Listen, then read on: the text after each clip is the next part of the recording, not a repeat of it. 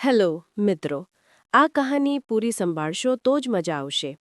તો આપણે કહાનીને શરૂ કરીએ. 1. હું મનોજ પટેલ. હું પરિણીત છું. મારા કેળાની સાઇઝ 6 ઇંચ લાંબો અને ઘેરાવમાં 3.5 ઇંચ છે. મારું વજન 73 કિલો, ઊંચાઈ 175 સેન્ટીમીટર. હું સચિન જીઆઈડીસી સુરત ખાતે કેમિકલ કંપનીમાં શિફ્ટ ડ્યુટીમાં કામ કરતો હતો. બીજું, મારી પાર્ટનર રશ્મિ. તે મારા નાના ભાઈની પત્ની હતી અને તે 22 વર્ષની હતી અને તાજેતરમાં એના લગ્ન થયા હતા. તે સુંદર છે અને તેના સંતરા 34ની સાઇઝના હતા. તેણે સાડી અને ડીપ કટ બ્લાઉઝ પહેરેલ છે. તે સમયે તેના શરીરનું કદ 34-32-34 હતું અને 165 સેન્ટીમીટર ઊંચાઈ અને 52 કિલો વજન સ્લિમ મહિલા હતી. ત્રીજો, મારો નાનો ભાઈ. તેનું નામ પ્રકાશ છે.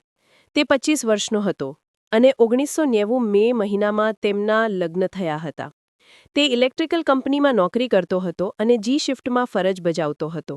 તે ઇલેક્ટ્રિક ઉપકરણોના ઇન્સ્ટોલેશન અને રિપેરિંગ માટે ઓફિસના કામ માટે 2 થી 3 દિવસ માટે શહેરની બહાર પણ જવું પડતું હતું. ચોથું, મારી પત્ની. તે હાઉસવાઇફ હતા અને તેણી 28 વર્ષની હતી. તે સમયે તે ગર્ભવતી હતી. હવે વાસ્તવિક વાર્તા શરૂ થઈ છે. આ વાત 1990ની છે.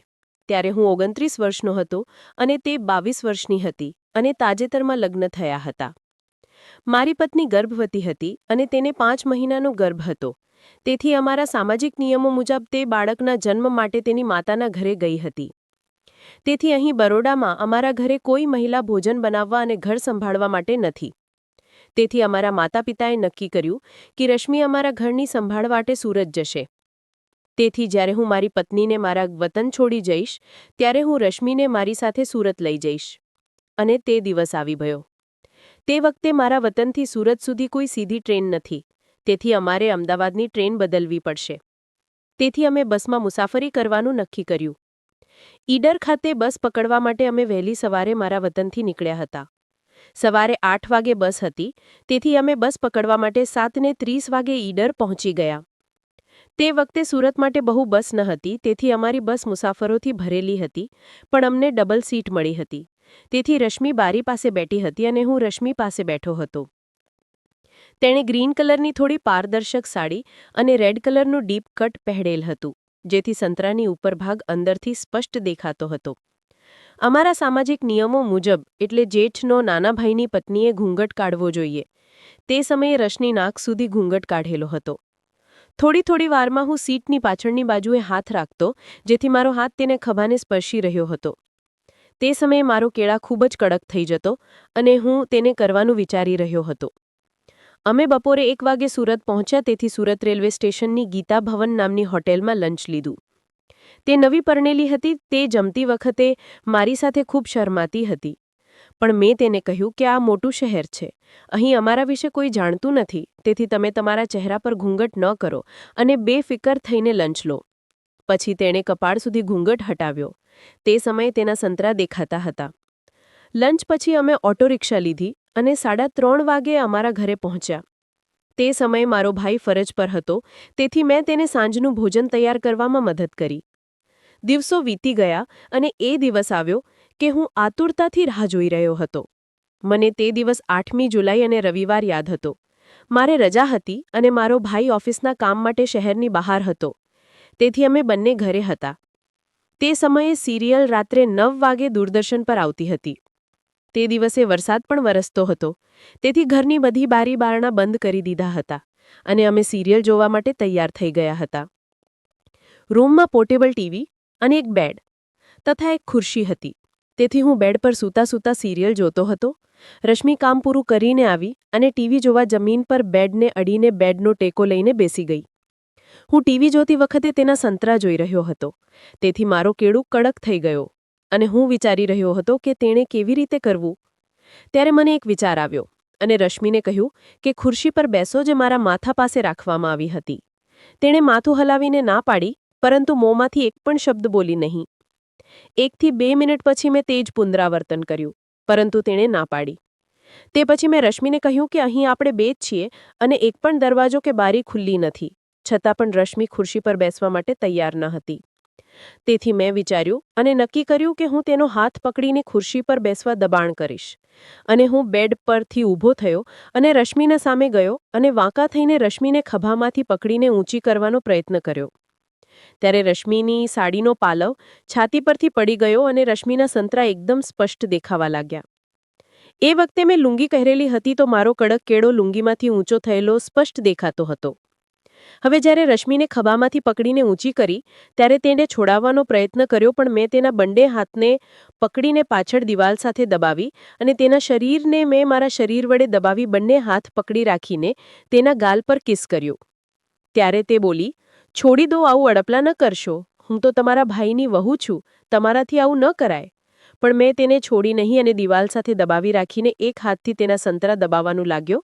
ત્યારે એણે પણ મને હાથથી છોડાવવાનો પ્રયત્ન કર્યો તો ઝપાઝપીમાં એના ઉપરના 2 હૂકની આઈ તૂટી ગઈ અને સંતરા ખુલ્લા થઈ ગયા. પછી મેં તેને કહ્યું, "રશ્મિ, આઈ લવ યુ," અને જોરથી એના ગાલ પર કિસ કર્યું. અને એક હાથથી તેના સંતરા દબાવવાનું ચાલુ રાખ્યું અને બીજા હાથથી તેને જોરથી દિવાલ સાથે દબાવીને પકડી રાખી.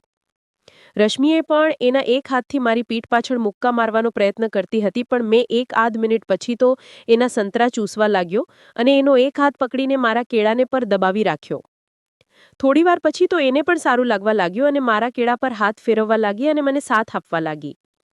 પછી મેં તેને પકડીને બેડ પર લઈ ગયો અને બેડ પર દીધી. પછી હું એની ઉપર ગયો અને એના હોઠ પર કિસ લાગ્યો તો તેણે પણ મારા હોઠ કિસ કરવા લાગી અને બંને હાથ મારી પીઠ પર ફેરવવા લાગી. થોડીવાર પછી હું એની બાજુમાં સૂઈ ગયો અને એના સંતરાનું કવર ખોલીને કાઢી દીધી. પછી એના સંતરા બંને હાથથી દબાવીને ચૂસવા લાગ્યો. એણે પણ મારી લુંગી કરીને મારા કેળાને પકડીને બોલી, "ઓહ ઓહ ઓહ, તમારું તો કેળું બહુ જાડો છે. ભાભીને તો મજા આવતી હશે." મેં કીધું, "આજથી આ કેળું તારું જ છે. તું તારે મન ફાવે તેમ કર એની જોડે." પછી મેં એની સાડી અને ઘાઘરો અને હવે હું પણ ઊભો થયો અને મેં પણ ગંજી અને લુંગી કાઢીને અમે બંને જણા બેડ પર એકબીજાને બાથમાં લઈને કિસ કરવા લાગ્યા. થોડીવાર પછી એ બોલી, "જેઠજી, હવે બસ કરો, નથી રહેવાતું." તો મેં કીધું, "જેઠજી નહીં કહેવાનું. આજથી આપણે બંને એકલા હોઈએ ત્યારે પતિ પત્ની થઈને રહેવાનું અને બધા હોય ત્યારે હું તારો જેઠ નહીં, તો પતિ." તો તે બોલી, "તો આપણે લગ્ન નથી થયા તો કેવી રીતે પતિ કહું?" તો મેં કીધું, "સારું, એ પછી વિચારીએ, અત્યારે પ્રેમ કરીએ." અને હું એના પગ પહોળા કરીને કેળાને એની ખાડા પર રગડી કેળાના ટોપાને ખાડાના કાણા પર મૂકીને ધીરેથી દબાવ્યો તો કેળાનો ટોપો ખાડામાં ઘૂસી ગયો. રશ્મિ પણ દર્દને લીધે કણસતી હતી અને એના મોઢામાંથી અવાજ કાઢતી હતી. લગભગ 10થી 15 મિનિટ કામ કર્યું પછી એની ખાડા ભીની થઈ ગઈ અને એને ખાડાએ પાણી છોડી દીધું અને ઠંડી પડીને બંને હાથ અને પગ ફેલાવીને પડી રહી. પછી મેં પણ જોરથી કામ કરવાનું ચાલુ રાખ્યું અને રશ્મિ પણ દર્દથી કણસતી રહી. 1-8 મિનિટ પછી મેં પણ જોરથી ખાડાએ પાણી છોડી દીધું અને કેળાને ખાડામાં જોરથી દબાવીને રશ્મિના ઉપર સૂઈ રહ્યો અને એના માથામાં હાથ ફેરવતો હતો. 4થી 5 મિનિટ પછી રશ્મિએ પણ મને કિસ કર્યું અને મારી પીઠ પર હાથ ફેરવતા બોલી, "જેઠજી, ભાભીને રોજ આવી મજા કરો છો?" મેં કીધું, "હા, એને રોજ આવું જ કરું છું." તો રશ્મિ બોલી, "ભાભી બહુ નસીબવાળા છે, તે આવો મસ્ત કેળું મળે છે." મેં કીધું, "આજથી તારો પણ છે. તારે જ્યારે જોઈએ ત્યારે લઈ જજે અને તું આજથી મારી." તો એ બોલી, "પહેલા કાયદેસર વહુ બનાવું પછી." તો મેં કીધું, "ઠીક છે, અત્યારે જ તને વહુ બનાવું, ચાલ." એમ કહીને એના ઉપરથી ઊભો થયો અને એને પકડીને ઊભી કરી એની સિંદૂરદાની લઈને સેંધીમાં સિંદૂર ભરીને કેળાને પણ સિંદૂરદાનીમાંથી સિંદૂરવાળો કરીને એની ખાડા ઉપર ઘસી દીધો. પછી તે નીચે નમી પગે પડી અને બોલી, "આજથી મારી ખાડો તમારા કેળાને આપું છું, પણ આપણે ફેરા ફર્યા નથી ને?" મેં બોલ્યો, "ઓહ ઓહ, એમાં શું, એ પણ પૂરા કરી લઈએ." પછી મેં 4 મીણબત્તી સળગાવી અને કહ્યું, "ચાલ, ફેરા ફરી લઈએ." પછી મેં એને મારો કેળો પકડાવ્યો અને મેં એના સંતરા પકડીને એક ફેરો ફર્યા. પછી મેં એની ખાડાને કિસ કર્યું અને એણે પણ મારા કેળાને કિસ કરી. પછી બીજો ફેરો ફર્યા અને મેં એના સંતરાને કિસ કર્યું અને એણે પણ મારા કેળાને કિસ કરી. ત્રીજો ફેરો ફર્યા અને બંને એકબીજાની બાથમાં લઈને હોઠ પર કિસ કર્યું. પછી છેલ્લા ફેરામાં રશ્મિ આગળ થઈ અને હું પાછળ. રશ્મિએ મારો કેળો પીકળ્યો અને મેં પાછળથી એક આંગળી રશ્મિના ખાડામાં રાખી અને ફેરો ફર્યા. પછી રશ્મિએ એનું મંગળસૂત્ર મારા કેળા પર વીંટાળીને બોલી, "આજથી આ મંગળસૂત્ર પર પણ તમારો હક છે, એટલે તમે મંગળસૂત્ર પહેરવો." પછી મેં રશ્મિને બેડ પર સુવાડીને મંગળસૂત્ર વીંટાળેલો કેળો રશ્મિના ખાડા પર ઘસીને મંગળસૂત્રને કેળા પરથી ઉતારીને એને ગળામાં પહેરાવી દીધું.